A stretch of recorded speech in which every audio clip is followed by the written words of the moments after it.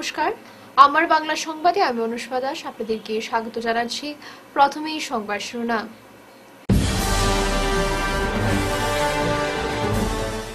মন্ত্রিসভার সম্প্রসারণ, কৃষ্ণেন্দু বাংলায় ও হিন্দিতে কৌশিকের শপথ।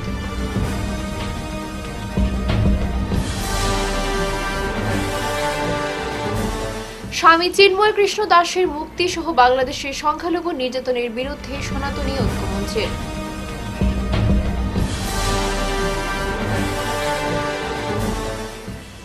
আর্য সংস্কৃতির হলঘরের দ্বারোদ্ঘাটন, ফলক উন্মোচনে দীপায়ন।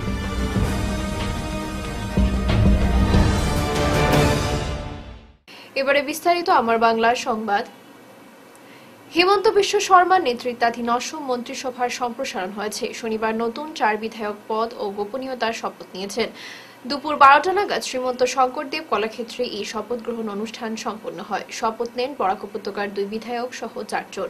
তারা হলেন কাছাড়ের লক্ষ্মীপুর বিধানসভা কেন্দ্রের বিধায়ক কৌশিক রায়, পাথারকান্দির বিধায়ক কৃষ্ণেন্দু পাল, তিনসুকিয়ার রূপেশ গোয়ালা ও ডিব্রুগড়ের বিধায়ক প্রশান্ত ফুকন। তাদের শপথ বাক্য পাঠ করান রাজ্যপাল লক্ষণ প্রসাদ আচার্য।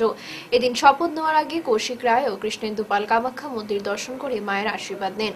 বাংলায় শপথ নেন কৃষ্ণেন্দু পাল এবং হিন্দিতে কৌশিক রায় শপথ বাক্য পাঠ করেছেন। এদিন মন্ত্রিসভা সম্প্রসারণের ফলে মুখ্যমন্ত্রী সহ মোট 20 জনে বৃদ্ধি পেয়েছে সদস্যের সংখ্যা। একটি পদ এখনো শূন্য, শীঘ্রই তা পূরণ হবে। মুখ্যমন্ত্রী হিমন্ত বিশ্ব শর্মা আঞ্চলিক প্রতিনিধিত্বের গুরুত্বের উপর জোর দিয়ে তার মন্ত্রিপরিষদ সাজিয়েছেন। মুখ্যমন্ত্রী বলেন, মন্ত্রিসভায় বরাক উপত্যকার কোনো প্রতিনিধি ছিলেন না। এবার 2 জনকে মন্ত্রী করা হয়েছে। একটি পদ এখনো শূন্য, শিগগির তা পূরণ করা হবে। অসমে অনেক উন্নয়নমূলক কর্মকাণ্ড চলছে। মন্ত্রিপরিষদে 4 জনকে অন্তর্ভুক্ত করায় শক্তিশালী হয়েছে এবং দ্রুতগতিতে চলবে উন্নয়নের গতি। মুখ্যমন্ত্রী জানান, খুব শীঘ্রই নবনিযুক্তদের দফতর বণ্টন করা হবে। के मंत्री के रूप में अपने कर्तव्यों का श्रद्धापूर्वक और शुद्ध अंतःकरण से निर्वहन करूंगा तथा भय या पक्षपात, अनुराग या देश के बिना मैं सब प्रकार के लोगों के प्रति संविधान और विधि के अनुसार न्याय करूंगा।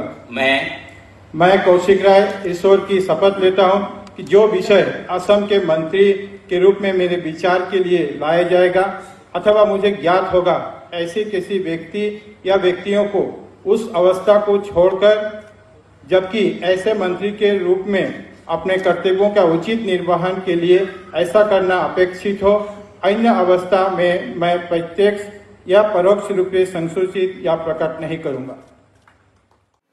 স্বামী চিন্ময় কৃষ্ণ দাসের মুক্তি সহ বাংলাদেশের সংখ্যালঘু নির্যাতনের বিরুদ্ধে সনাতনী ঐক্যমঞ্চের মশাল মিছিল অনুষ্ঠিত হল হাইলাকান্দির লালা টাউনে।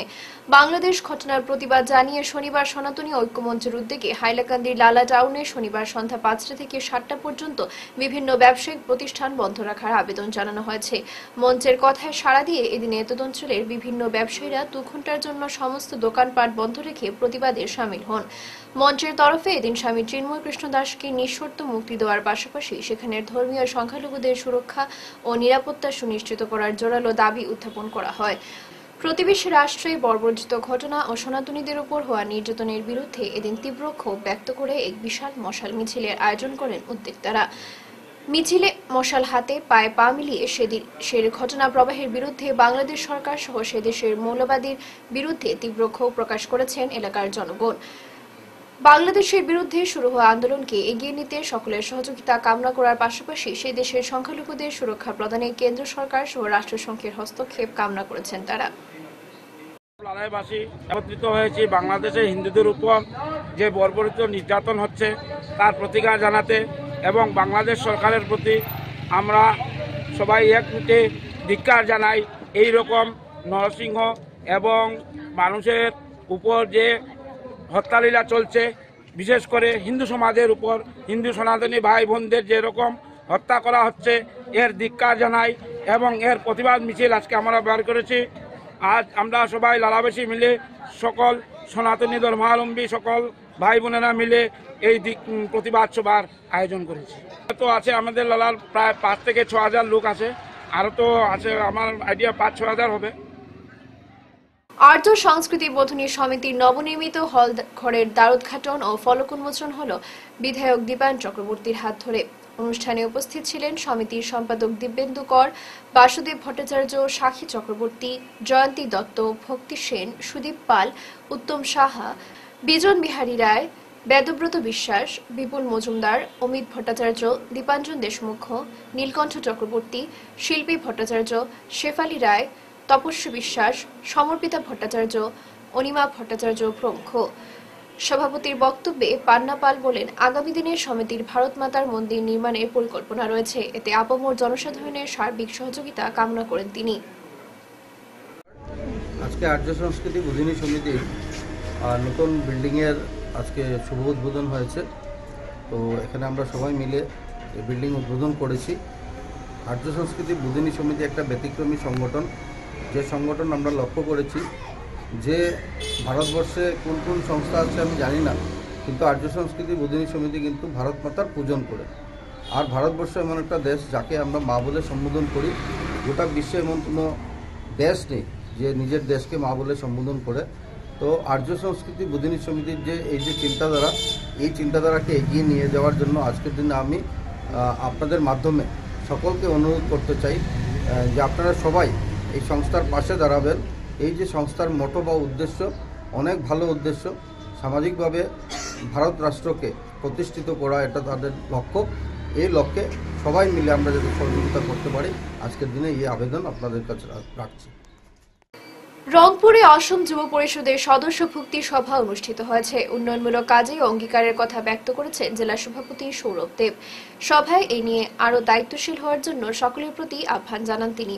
রংপুর চতুর্থ খণ্ডে এই কর্মসূচিতে 85 জন আনুষ্ঠানিকভাবে অসম গণপরিষদের ভাতৃ সংগঠন অসম যুব পরিষদের সদস্যপদ গ্রহণ করেন। তাদের সম্মাননা জ্ঞাপন করা হয়। অনুষ্ঠানে সৌরভ বলেন, রাজ্যে ও কেন্দ্রে মিত্রজোটের শরিক হিসেবে সকল উন্নয়নমূলক কাজকে ত্বরান্বিত করার ক্ষেত্রে তারা অঙ্গীকারবদ্ধ। তবে এই ব্যাপারে কাছাড় তথা বরাক উপত্যকার যুব সমাজ অসম যুব পরিষদের পতাকা তুলে সংগঠিত হলে এখানকার অগ্রগতি নতুন দিশা পাবে। অসম যুব পরিষদ কেন্দ্রীয় কমিটির সভাপতি জিতু বরগুহাই, অসম গণ পরিষদ কেন্দ্রীয় কমিটির 2 সাধারণ সম্পাদক KH বিমলেন্দু সিংহ, সুনীল ডেকার তত্ত্বাবধানে ও নির্দেশে সব রকম সাংগঠনিক কর্মকাণ্ড আরও দ্রুতগতিতে এগিয়ে যাবে বলে জানান তিনি। সভায় জেলা যুব পরিষদ সহসভাপতি জয়মোহন চন্দ্র পাল সহ অন্যান্যরা বক্তব্য রাখেন। অসম গণপরিষদ দলের ভাতৃ সংগঠনের আজকে রংপুর চতুর্থ খণ্ডে আমাদের সদস্যবর্তী অভিযান কার্যসূচি হাতে নেওয়া হয়েছিল। সেটাতে আজ আমরা 85-এর মতো যুবকরা যুবতীরা জয়েন করেছেন, সেটা আমরা অনেক আনন্দিত। এবং বুথ লেভেল কমিটি ফরমেশন করতে যাচ্ছি। তাই যারা ইচ্ছুক, যারা রাজনীতিতে জড়িত, আপনারা আমাদের অগপ দলের কার্যালয়ে যোগদান অফিসে আসুন এবং আমাদের সাথে যোগদান করুন এবং আমরাও আপনাদের ঘরে ঘরে যাব, আপনাদেরকে এই অভিযানে আসার জন্য আমন্ত্রণ জানাবো। অসম গণপরিষদ দলের যারা সদস্য হতে ইচ্ছুক থাকবেন আপনারা আমাদেরকে যাতে কন্ট্যাক্ট করেন, সেটাই অনুরোধ রইল। শিলচর মহিলা কংগ্রেসের সহসভানেত্রী তথা বিশিষ্ট সমাজসেবী স্বপ্নারা বেগম প্রয়াত হয়েছেন। গত রবিবার রাত 2টা নাগাদ হৃদরোগে আক্রান্ত হয়ে শেষ নিঃশ্বাস ত্যাগ করেন তিনি। মৃত্যুকালে বয়স হয়েছিল 51 বছর। তার মৃত্যুতে গভীর শোক প্রকাশ করেছেন মহিলা কংগ্রেসের কর্মকর্তারা। প্রয়াত স্বপ্নারা বেগমের স্মৃতিতে শনিবার শিলচর দলীয় কার্যালয়ে এক শ্রদ্ধাঞ্জলি সভার আয়োজন করা হয়। সভায় বক্তব্য রাখতে গিয়ে অনেকেই তার জীবনের বিভিন্ন দিক তুলে ধরেন। মহিলা কংগ্রেসের তরফে এদিন তার স্মৃতিতে 1 মিনিট নীরবতা পালন করে শোক সন্তপ্ত পরিবারের প্রতি সমবেদনা জ্ঞাপন করা হয়। কাজ করতে গিয়ে ভদ্রমহিলা নিজের হয়তোবা যেভাবে হয় আমাদের সমাজসেবীদের, নিজের পরিবারটি নেগলেক্টেড হয়ে গেছে, পরিবারকে উনি সময় দিতে পারেননি।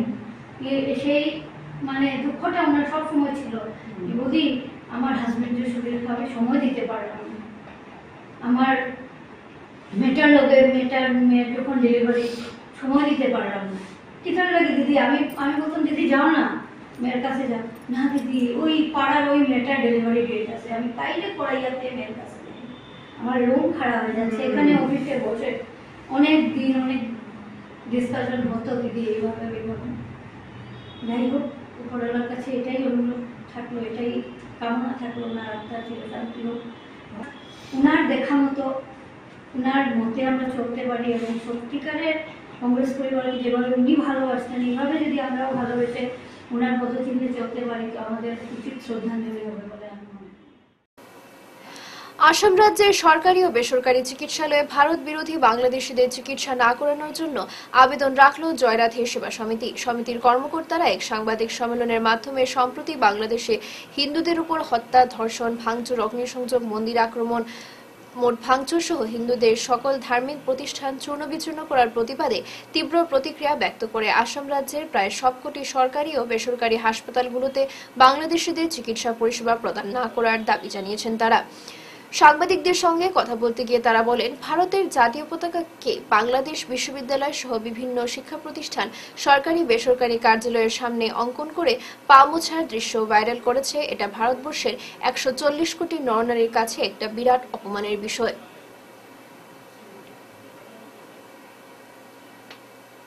কাছাড় ক্যান্সার হাসপাতালে সবচেয়ে থেকে বেশি রোগী আসে এবং যেহেতু আমার ঘরটা হচ্ছে কি মেহেরপুর অঞ্চলে এবং সেখানে অন্তত প্রত্যেকটা প্রাইভেট হসপিটালগুলো সেই অঞ্চলেই, এবং আমার চোখে দেখার মতো অনুমানিক প্রত্যেক মাসে বাংলাদেশ থেকে বরাক উপত্যকায় মানে বরাক উপত্যকা শিলচরে চিকিৎসার জন্য অন্তত পক্ষে 5 থেকে 10,000 লোক আসে।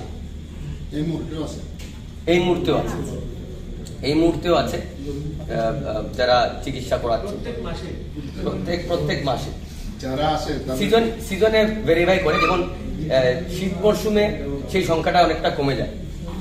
যারা আছে কি তাদেরকে কি এখান থেকে পাঠিয়ে দেওয়া হবে?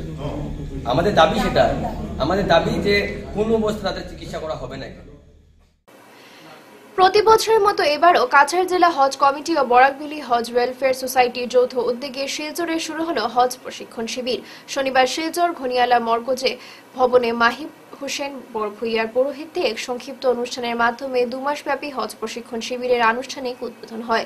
এতে বিশিষ্ট হজ প্রশিক্ষক মৌলানা হোসেন আহমেদ মজুমদার সহ প্রশিক্ষণের সঙ্গে যুক্ত সমন্বয়করা বিশুদ্ধভাবে হজ পালনের জন্য হজযাত্রীদের প্রশিক্ষণের প্রয়োজনীয়তা, আন্তর্জাতিক উড়ানের নিয়মকানুন ও সৌদি ট্রাফিক রুলস সম্পর্কে ওয়াকিবহাল হওয়া সম্পর্কে গুরুত্ব আরোপ করেন। মৌলানা হোসেন আহমেদ বলেন, হজযাত্রীদের হজের উদ্দেশ্যে বাড়ি থেকে যাত্রা শুরু করা থেকে ফিরে আসা, মক্কা মদিনায় অবস্থান, বিশেষ করে হজের 5 দিন করণীয় নিয়মকানুন ইত্যাদি প্রশিক্ষণ দেওয়া হবে। তিনি হজযাত্রীদের নিয়মিত প্রশিক্ষণ শিবিরে উপস্থিত থাকার অনুরোধ জানান। শুরুতে হজ প্রশিক্ষণের উদ্দেশ্য ব্যাখ্যা করেন কাছাড়ের জেলা আয়ুক্ত কার্যালয়ের হজ শাখার বরিষ্ঠ সহায়ক শামসুল হক লস্কর। প্রাসঙ্গিক বক্তব্য রাখেন আজিজুর রহমান চৌধুরী, মিলন উদ্দিন লস্কর, হায়দর হোসেন লস্কর প্রমুখ। কম্বল দিয়ে ওনাদের উপহার দিয়ে ওনাদেরকে সাহায্য করছেন। তো আমি খুব সামাজিক সংস্থার সম্পাদক সজল লস্কর মহাশয়কে আমরা ধন্যবাদ জানাই এবং আশা করব এই মহান কাজে আগামীতে আপনারা এইভাবে সহযোগিতা করা যাবে, সবাইকে সাহায্য করে দেবেন, সমাজের পাশে থাকবেন। এখানে আমরা ঠিক করবো, তোমরা আসো, এইভাবে আমরা চলি এবং আমরা চলতে থাকবো। আশা করি আপনাদের সাহায্য সহযোগিতা যদি পাই আমরা চলতে থাকবো। এবং টাউন ক্লাব প্রতি বছরই আমরা সুযোগ পাই টাউন ক্লাবে এসে এখানে কিছু কম্বল দেওয়া, সেজন্য টাউন ক্লাব কর্তৃপক্ষকে আমি ধন্যবাদ জ্ঞাপন করছি। খুঁজের পক্ষ থেকে লেপ, তোষক, মশারি, বালিশ, বেডশিট ইত্যাদি ননিয়ালা মরকজ কমিটির হাতে সমঝে দেওয়া হয়। খুঁজের এই মহান উদ্যোগ সত্যি খুবই প্রশংসনীয় এবং মরকজও আমি যা শুনলাম। বাবা সাহেব ডক্টর বি.আর. আম্বেদকরের 69তম প্রয়াণ দিবস পালনে তপশিল সমাজের অগ্রণী ব্যক্তিত্ব শিলচর পৌরসভার প্রাক্তন চেয়ারম্যান আইনজীবী নিহারেন্দ্র নারায়ণ ঠাকুরকে সংবর্ধনা প্রদান করেছে আসাম অনুসূচিত জাতি পরিষদের কাটিগড়া শাখা। শুক্রবার নিহারেন্দ্র নারায়ণ ঠাকুরের শিলচর বিবেকানন্দ রোডের বাড়িতে গিয়ে তাকে উত্তরীয় মানপত্র দিয়ে সংবর্ধনা করেন। পরিষদের কাটিগড়া শাখার সভাপতি নির্জন দাস, আইনজীবী মহিতোষ দাস, ছিলেন মনোজ মণ্ডল, বিশ্বজিৎ দাস ও দিলু দাস। উল্লেখ্য, এদিন সকালে পরিষদের অস্থায়ী কার্যালয়ের প্রাঙ্গণে বাবা সাহেবের প্রতিকৃতিতে শ্রদ্ধাঞ্জলি অর্পণ করা হয়। এরপর বাবা সাহেবের জীবন আদর্শ নিয়ে সংক্ষিপ্ত আলোচনা সভা হয়। অদ্য রোজ বৃহস্পতিবার ৫/১২/২০২৪ ইংরেজি বর্তমান কালাচাঁদ জিপি সভা অনুষ্ঠিত হয়। সভার পৌরোহিত্য করেন সুশীতল দাস মহাশয়। জিপিজিপি অধীনে 15 ফাইন্যান্স নিয়ে আলোচনা সভা। উক্ত সভায় বিশেষ অতিথিগণ কাঞ্চন দাস, সুমন দাস, সিদ্ধার্থ শঙ্কর দে, সুজিত দাস, সুনীল বিহারী দাস, শুভ্র দাস, চিরঞ্জিত দে, বিশিষ্ট সাংবাদিক মাতবর রহমান প্রমুখ ব্যক্তিবর্গ উপস্থিত ছিলেন। আসাম সরকার পঞ্চায়েত বিভাগ জনগণের কাজে গতি আনতে বিভিন্ন বিভাগকে পঞ্চায়েতের সাথে যুক্ত করে দিয়েছে। Veterinary, irrigation, electric, agriculture, PHE, CDPO, anganwadi এইসব কেন্দ্রের দায়িত্বে থাকা কর্মীগণ উপস্থিত না থাকায় দুঃখ প্রকাশ করেন। জনগণ নিজের কাজকর্ম ফেলে পঞ্চায়েতে উপস্থিত হন, আর সরকারি কর্মীদের অবহেলার কারণে সঠিক বাস্তবায়ন হয় না।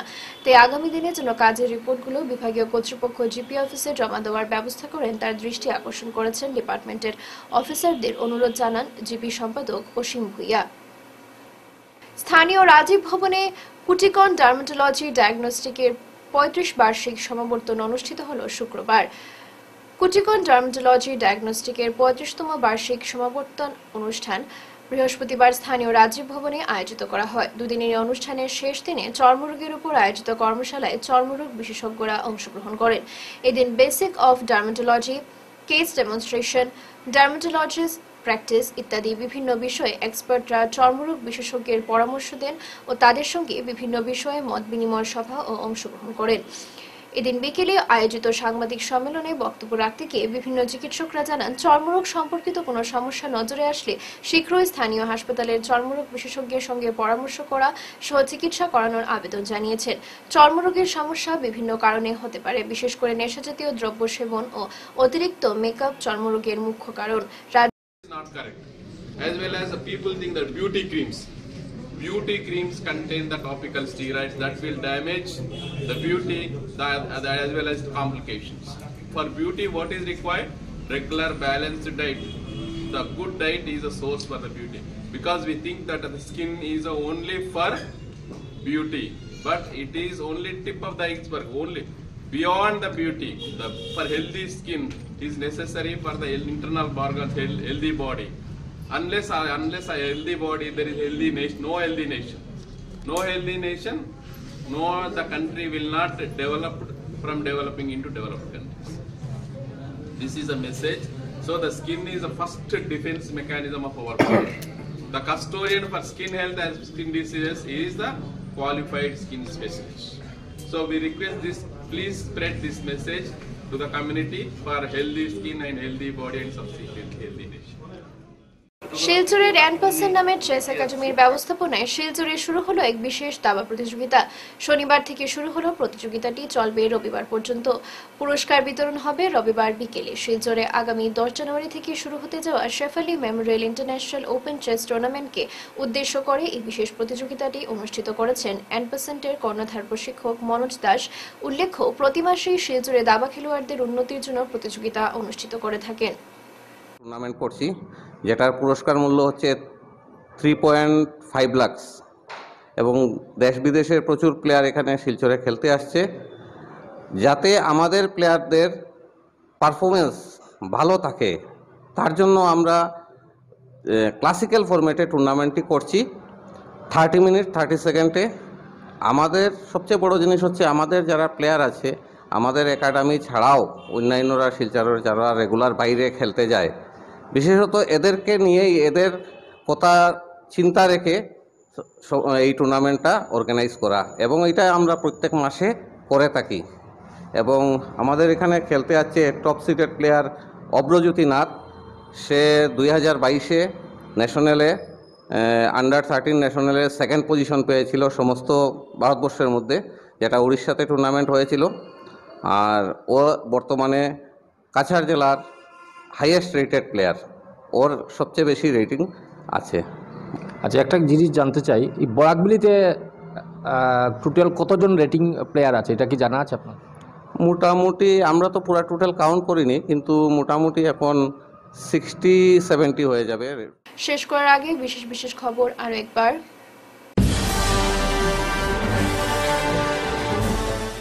মন্ত্রিসভার সম্প্রসারণ, কৃষ্ণেন্দু বাংলায় ও হিন্দিতে কৌশিকের শপথ।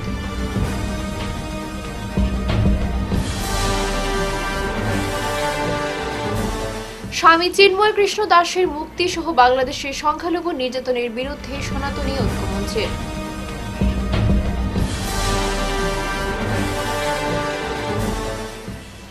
আর্য সংস্কৃতির হলঘরের দ্বারোদ্ঘাটন, ফলক উন্মোচনে দীপায়ন।